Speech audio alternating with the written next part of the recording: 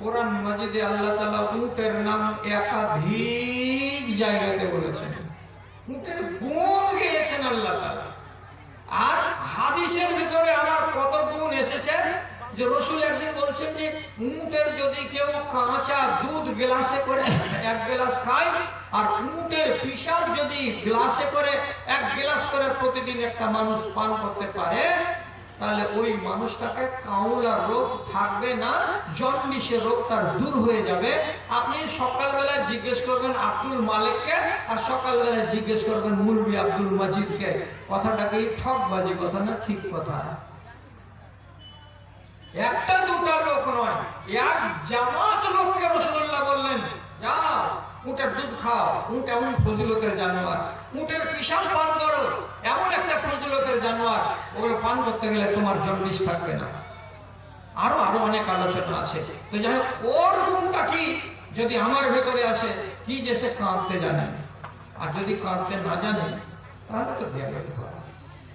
এই জন্য কবি কেউ বলেছেন, পাহাড় নদী গাছ গাছালি মরু সাগর পাক পাখালি, পাহাড় নদী গাছ গাছালি মরু সাগর পাক পাখালি, সব গাহে কার গান শুধু গাহে না জিন করে ইনসান রে, শুধু গাহে না জিন করে ইনসান।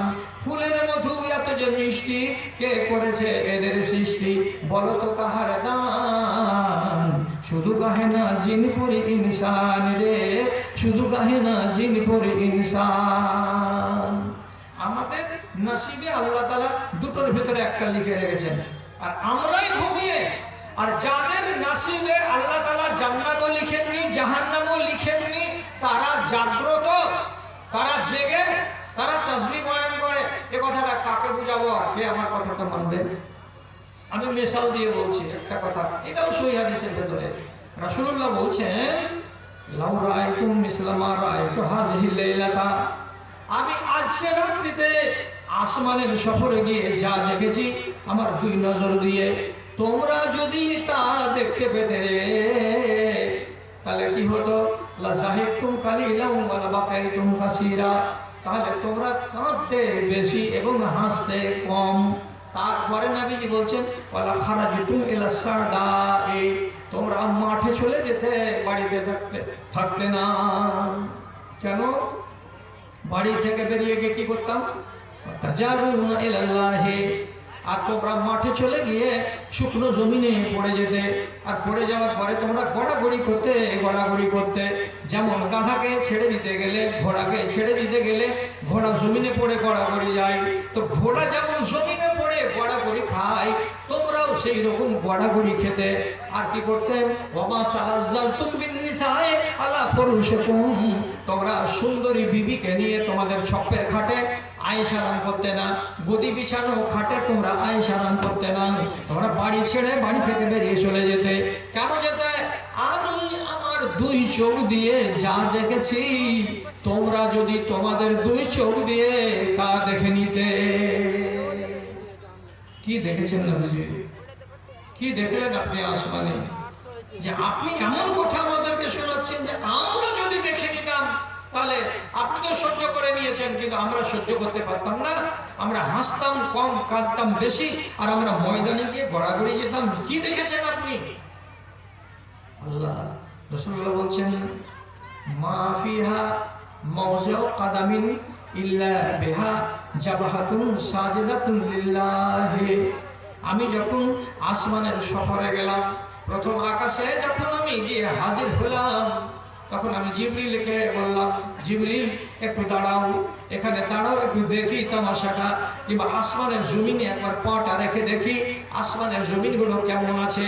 কিন্তু নবীজি বলছেন, যখন আমি প্রথম আকাশে পৌঁছালাম, তো ডান দিকে তাকাই যত দূর চোখ যায়, বাম দিকে তাকাই যত দূর চোখ যায়, যেদিকে তাকাই যত দূর নজর যায়, সেদিকেই দেখতে পাচ্ছি সাদা সাদা পোশাক পরে, সাদা সাদা কাপড় পরে কে যেন সাজদায় পড়ে আছে।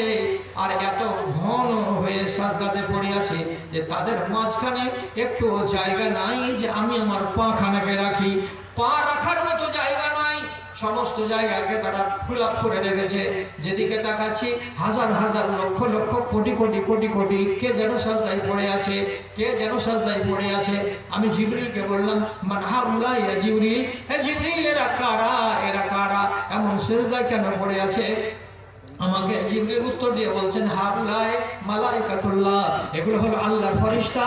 এদেরকে যেদিন থেকে রব্বুল আলামিন জন্ম দিয়েছেন সেদিন থেকে নিয়ে তারা আল্লাহর নামে সিজদায় পড়ে আছে। সারা দিন, সারা রাত, সারা বছর, সারা মাস একবার তারা সিজদা থেকে মাথা উঠায় না। আচ্ছা, এতটি আলেম আছে, কালকে চায়ের দোকানে জিজ্ঞেস করবেন তো, ঠাকুর এই মাওলানা তোমরা তো আমাদের দেশের আলেম, বলো তো আল্লাহ তাআলার কোরআনে এবং নবীজির হাদিসে কোন জায়গাতে এরকম প্রমাণ আছে যে আল্লাহ তাআলা কিয়ামতের দিন ফেরেশতাদেরকে জান্নাত দিবেন, অথবা ওয়াল আয়াযু বিল্লাহ আল্লাহ তাআলা ফেরেশতাদেরকে জাহান্নাম দিবেন? কোন কথা আছে কি? নাই, এরকম কথা নাই। আল্লাহ ফেরেশতাদেরকে জান্নাত জাহান্নামের জন্য বানাননি। আল্লাহ রাব্বুল আলামিন অন্য কোনো মাখলুককে জান্নাত জাহান্নামের জন্য বানাননি। যদি জান্নাত আর জাহান্নাম থেকে থাকে একমাত্র জিন এবং ইনসানের জন্যই তৈরি করা আছে, এছাড়া আর কারোর জন্য নয়। কোরআনে আল্লাহ তাআলা বলেছেন, লা আল্লাহ জাহান্নামা মিনাল জিন্নাতি ওয়ান নাসি আজমাইন, জিন আর ইনসান দিয়ে জাহান্নামকে ভর্তি করা হবে। আবার জান্নাতের যদি ভাগীদার হয় তো রব্বুল আলামিন সূরা রহমানের আয়াতে বলছেন, ওইখানকার হুরে ইনকে যদি ব্যবহার করে কে করবে? একমাত্র জিন এবং ইনসান, এছাড়া অন্য কাউরে ওখানে হক নেই যে জান্নাতি মহিলাদেরকে তারা ব্যবহার করবে। এখন আমার অবস্থা যদি এই হয় যে এতগুলো সার্টিফিকেট পাওয়ার পরে আমি ইবাদতে গাফিল, অথচ ওদের সার্টিফিকেট আল্লাহ রাব্বুল আলামিন জান্নাতে না দেওয়ার পরেও তারা সিজদা থেকে মাথা উঠান না, কি ব্যাপার, কি কথা? অন্য হাদিসের ভেতরে রাসূলুল্লাহ বলছেন, এটাও সহিহ হাদিস, আত্তাতিস সামাউ ওয়া হাক্কুল লাহা আনতাইতা।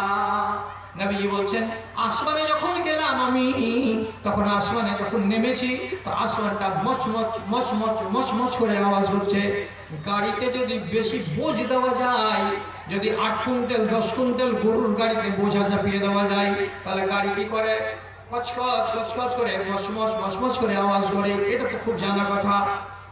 একটা এলপি গাড়িতে যখন বেশি বেশি করে বালি ভর্তি করে দেওয়া যায়, তখন গাড়িটা যখন রোডে চলে তখন তার ধুরিগুলো দিয়ে, তার চার চাক্কাগুলো দিয়ে কচকচ কচকচ করে একটা করে আওয়াজ করে। আওয়াজটা কেন করে? বোঝা বেশি হয়ে গেছে তার কারণে।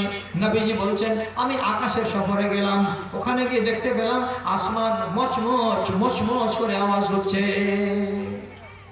আমি তো বাবা, আসমান এমন এত মচমচ মচমচ করে আওয়াজ কেন করে? নিশ্চয়ই তাহলে ওর ওজন ভারী হয়ে গেছে।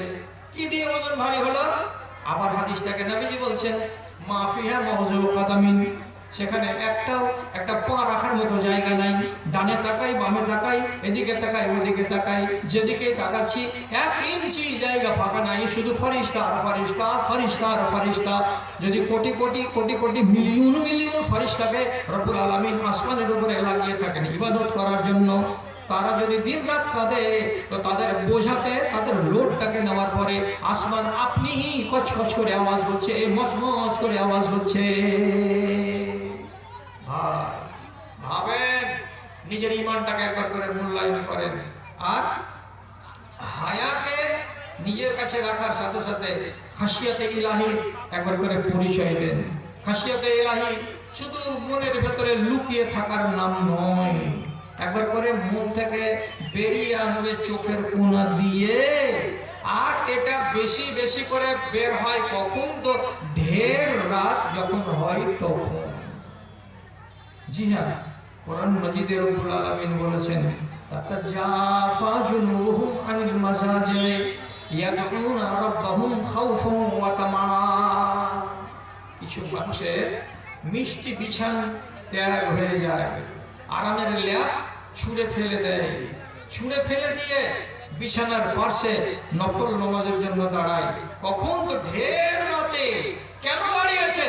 দাঁড়িয়ে শুধু থাকে না, ইন্নাহুম ইয়াবকুনা ইলা রাব্বিহি, আল্লাহ রাব্বুল আলামিনের সামনে তারা গুনগুন গুনগুন করে কাঁদে, কেঁদে কেঁদে কেঁদে কেঁদে আল্লাহ তাআলার কাছে আরজি জানায়। কিসের জন্য জানাই? তো দুটো কারণে জানাই। এক, আমি যদি কাঁদি তাহলে আল্লাহ রাব্বুল আলামিন আমার ভয়টাকে মেপে নেবেন, আর আমার ভয় যদি আল্লাহ তাআলা মেপে নিয়ে আমাকে পাস করিয়ে দেন তাহলে আমার কল্যাণ হবে। এক। আর দুই নম্বর, আমি যদি কাঁদি আল্লাহর ভয়ে তাহলে রব্বুল আলামিন আমাকে জাহান্নামের আগুন থেকে বাঁচিয়ে নেবেন। তো জাহান্নামের আগুন থেকে বাঁচবো এটা হলো আশা, আর জান্নাত পাবো এটা হলো আমার বাসনা। দুই রকম উদ্দেশ্য নিয়ে একটা মানুষ যখন রাতের বেলায় জাগে এবং চোখের কোণা দিয়ে ময়লা পানি ঝরায়, সে লোকগুলোকে রব্বুল আলামিন অত্যন্ত ভালোবাসে। তো কিছুদিন আগে একটা কানা মানুষের এই নাক শুনছিলাম। তো নাক করতে করতে মানুষ